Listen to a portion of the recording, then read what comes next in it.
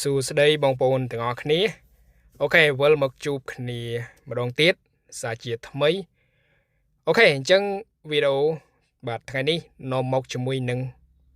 បាទ Honda Dream ឆ្នាំ2020ហ្នឹងហើយអញ្ចឹងគេហៅថា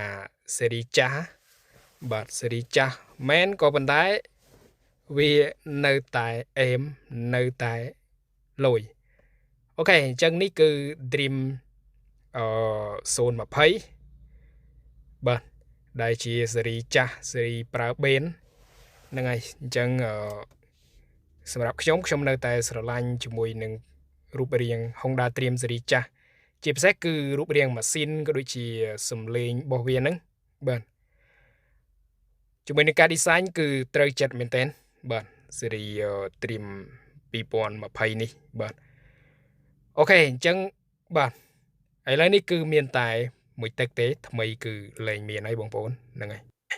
អូខេឃើញថាតម្លៃរបស់វាក៏នៅក្រែលដែរបាទដោយសារតែបងប្អូនយើងបានដឹងហើយស៊េរីចាប់ពី22មកគឺតម្លៃវាអត់សូវចុះទេបាទវាអត់សូវចុះទេហើយបងប្អូនយើងគាត់រយច្រើនមែនតើអូខេអញ្ចឹងសម្រាប់2នេះគឺមានមួយដំឡើងមួយស៊ីនបាទបងប្អូនយើងអាចមើលផ្លាកកវាបានហ្នឹងហើយមើលទៅផ្លាកករៀងស្អាប់រៀងស្លេកប្រែពណ៌ហ្នឹងគឺដំឡើងហើយអូខេអញ្ចឹងហ្នឹងហើយមិនថ្មីទេដំឡើងក៏មានស៊ីនចំក៏មានអូខេបើទោះជាដំឡើងក៏វាស៊ីនដែរបាទវាគ្រាន់តែខុសគ្នាត្រង់ផ្លាកកយើងអាចដូរដាក់ផ្លាកកស៊ីនក៏បានដូចគ្នាដែរ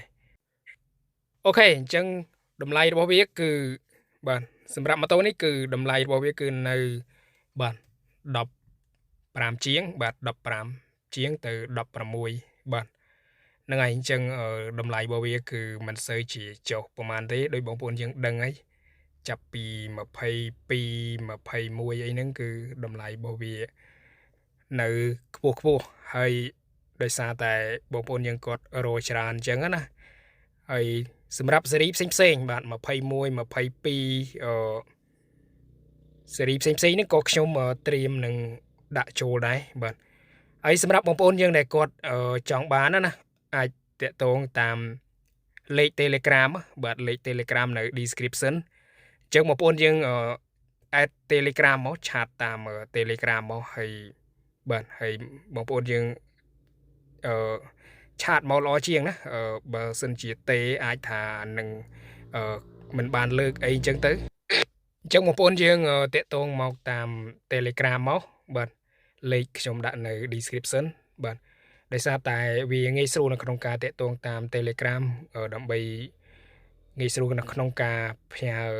មើលរូបម៉ូតូមើលអីចឹងទៅបាទហើយបើសិនជាឆាតមិនបានតបភ្លាមក៏នឹងតបនៅពេលក្រោយផងដែរបាទ